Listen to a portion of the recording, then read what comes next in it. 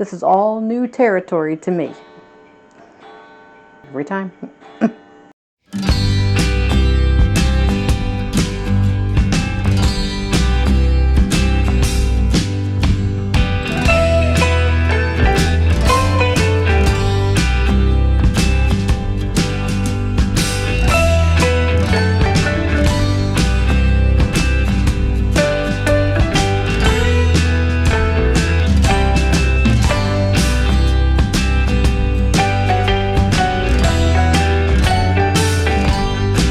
Hey Garden Maters, welcome to Corner Homestead. So tomorrow is St. Patrick's Day. Many people may celebrate it, many people may not. But I'm going to make something tonight for tomorrow that I have never made before in my entire life.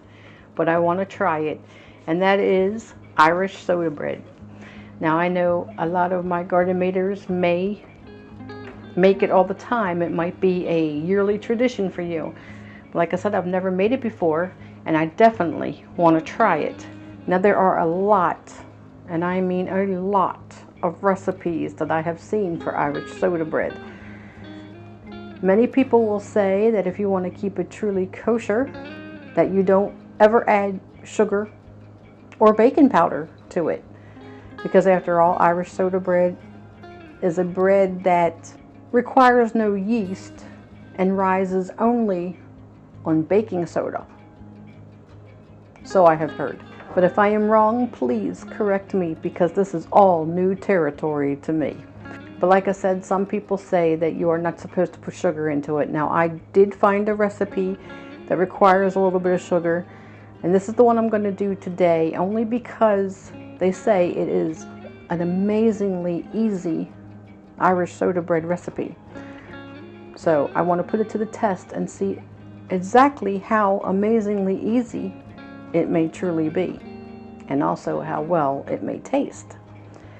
Another thing about this recipe I'm doing that I chose to do today, you could put raisins in it, or you can opt to go without.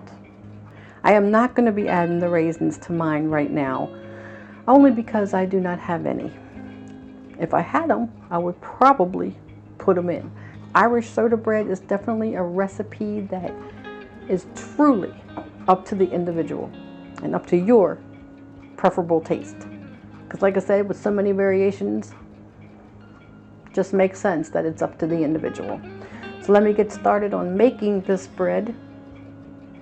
See if it is truly amazing in all ways. Okay, so the first ingredient is 4 cups of flour.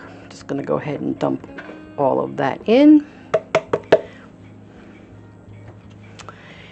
Then we need 4 tablespoons of sugar. Again, like I say, so many recipes will debate about the sugar. 4 tablespoons of sugar. Now in this little measuring cup, I have 1 teaspoon of baking soda, 1 tablespoon of baking powder, and 1/2 teaspoon of salt. And that's all going to go in as well. And now we're going to add 1/4 cup, which is 1 stick of either butter or margarine, and you want it softened. So I'm going to mix this up just a little bit. Now to soften my butter, I put it onto the stove for just a little bit to melt it down quite a bit. I'll go ahead and get it all in, and I'm just going to start giving it a little bit of a mix. So the next ingredient is 1 cup of buttermilk. If you don't have buttermilk on hand, which I don't, because it's one thing I just don't keep in the house, you can make your own buttermilk by putting in 1 cup of regular old milk and add 1 tablespoon of vinegar or 1 tablespoon of lemon juice. That's what I've done here. 1 cup of milk, 1 tablespoon of vinegar. You could also add 1 3/4 teaspoons of cream of tartar if you don't have vinegar or lemon juice. Always ways. Okay, so in goes my 1 cup of modified buttermilk. And we're also going to add 1 egg. And this is your basic Irish soda bread recipe. I'm just going to mix it as well as I can with the spoon before I get my hands into it.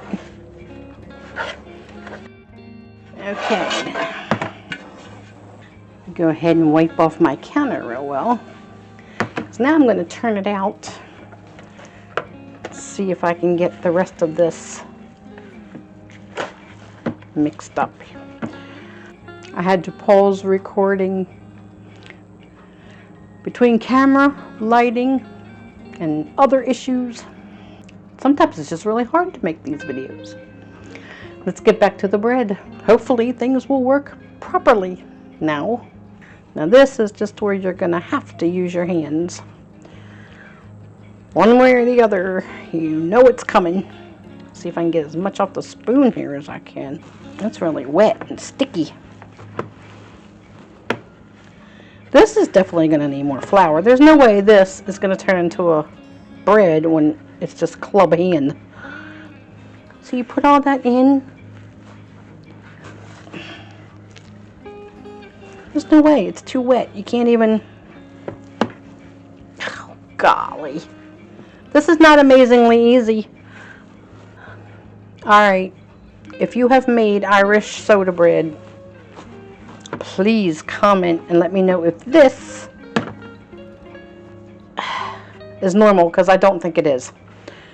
So what I am going to do, I think the ratio or something is not right, because this is just entirely too wet and too sticky. Maybe this is why I've never attempted this in my entire life. It's just too messy. I am going to add extra flour. This is, that's about a half a cup. In order to work with this, there's just no way. That was just too wet. I mean, I have made bread in my lifetime. Let's see if I can get it out of the bowl. It's even stuck to the bowl, it's so wet. Okay, I still have a lot of flour in the bowl, and I'm not going to spread it around unless I need it. I'll give it a little bit of a kneading here. Okay. This is supposedly your basic loaf. So yeah, it came together nice with just a little bit more flour, not the entire half a cup. Because like I said, there is plenty. I still have over a quarter cup of flour in here. Not too shabby, I guess. Okay, let's move on to the next step. It's still sticking just a little. Nothing like it was. Okay, so you want to take a baking pan, cookie sheet, whatever. I'm going to use this baking pan, but I've lined it with some tin foil and I've sprayed it very well with cooking spray. So I'm going to go ahead and get my loaf. I'm going to put it down in the center. They say to take a sharp knife. My paring knives are my sharpest knives. And we cut an X into the top. They say now to take butter and mix it with some buttermilk. And want to brush the entire top.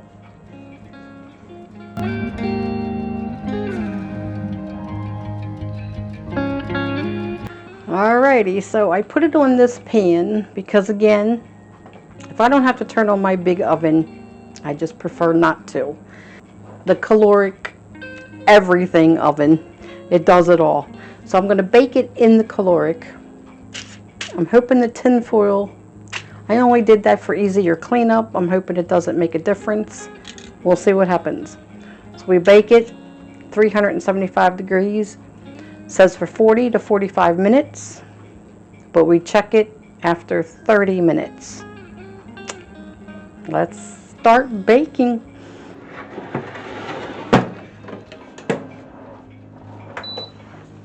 So as always, while it's baking, I clean up. It is getting very late in the day. That's why I'm having trouble with lighting. I don't know why it is. In the very late evening, of course, the cloudiness outside doesn't help. But in the evening and nighttime in this kitchen, it is always so dark no matter what I try. I have every single light lit. I even have my other light lit, my camera light, and I think I do better baking outside. But while it's baking, let me clean up the mess. We'll see how this turns out when it's done. Fingers crossed. So here it is, Garden Maters. I'm going to try to cut a piece of it. And of course, I've got to have it with a little bit of butter. I don't have any Irish butter, but now I did leave it in for the full 45 minutes. It is lightly brown on top. And I got to say, when it was first baking, all I could smell was flour. It smelled like a flour ball baking. Then after it was in there for a little while longer, it started to have more of a bread type smell. I'm hoping it's going to taste okay. So I'll cut a piece and try it. Fingers crossed. So it is, like I said, still fairly warm. But I do want to show you, I'm not sure if it's because I did the tin foil on the bottom of the pan, or if it's because I did it in the caloric oven instead of the regular oven. But it did get a little browner on the bottom than I cared for it to be. But anyway, we're going to go ahead and cut a small piece, and I've got very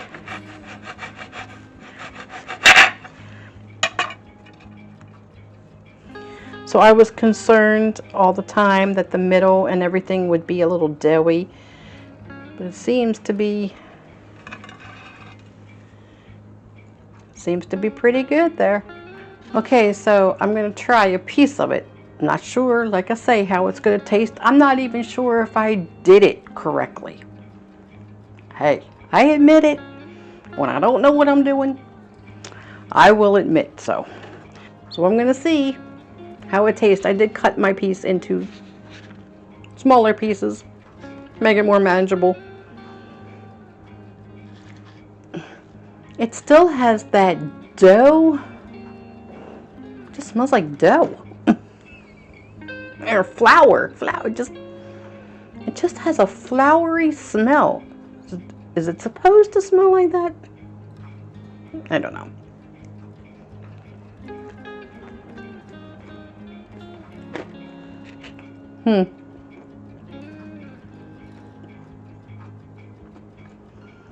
Well, the outside is very plain.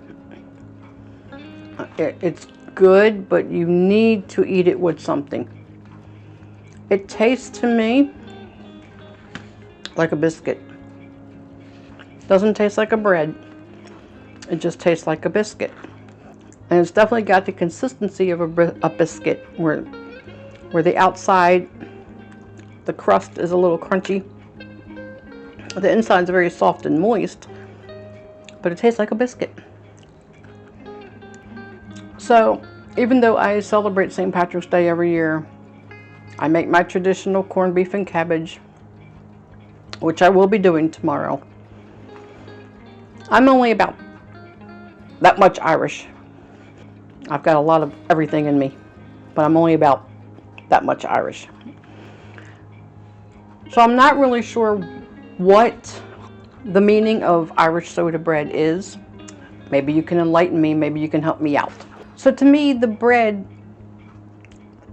it would be good with soup, because like I said, to me it tastes like a big biscuit. All in all, it's very good because it's like a biscuit. So I'm sure one way or another it will not go to waste. But I feel like I need to make some soup or big old pot of, this is the type, big pot of pinto beans. you have this kind of a biscuit with it. So if I didn't get this 100% correct, and you have made this before, or you're great at making it, maybe you can tell me if I've got it correct. If not, what have I done wrong? Is it supposed to taste like a biscuit? Is it supposed to taste like a bread? So at least I gave it a try. Like I said, maybe I did good. Maybe I didn't. I don't know. So tomorrow, I hope you all, I'm not sure if I'll get this video on before, the night before, tonight, before St. Patrick's Day, or if it'll be on tomorrow. But regardless, I hope you have a great St. Patrick's Day. Be sure to wear something green. If you have comments about the Irish soda bread, please post them below. Let me know what you think, or if you've made it. I would truly appreciate your feedback. Thank you all for joining me. If you haven't already subscribed, please do. Always encourage you to. Love to see the Garden Maters grow. Until next time, I love y'all. Take care. God bless. And I'll see you on the next video.